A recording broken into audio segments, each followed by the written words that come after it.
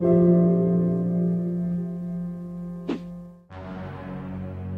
government spent over $180,000 last year to run the office of a corporate social responsibility counselor for the Canadian mining industry, even though there was no counselor, which is actually a fitting metaphor for what that office does.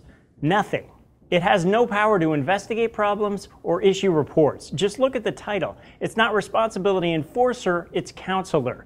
Hey man, there's no judgment here. Just think of me as a coach. How can I help you to help yourself to not forcibly evict people, set their homes on fire, and murder them? Yeah, help yourself to the jelly beans. Yeah, those are for everyone. Last spring, over 30 organizations co-authored a report about mining in Latin America. It documented several human rights abuses by Canadian companies and concluded that in spite of those abuses, the Canadian government provided them with political, legal, and financial support. Because hey, what happens in Latin America stays in Latin America. Sometimes you just got to take a break and get away from the hustle and bustle of laws. Apparently, I'm partly responsible for this because the Canada Pension Plan and anyone that's contributed to it is an investor in these mining companies.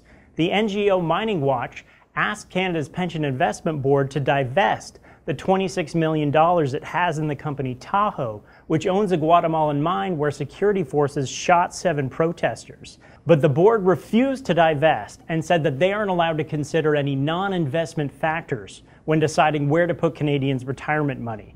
Well, if we're not considering any non-investment factors, know what company has a great return on investment? The mafia. Let's invest our pension money in the mafia.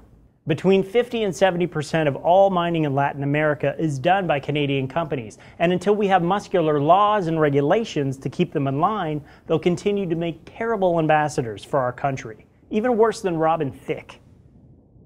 Yeah.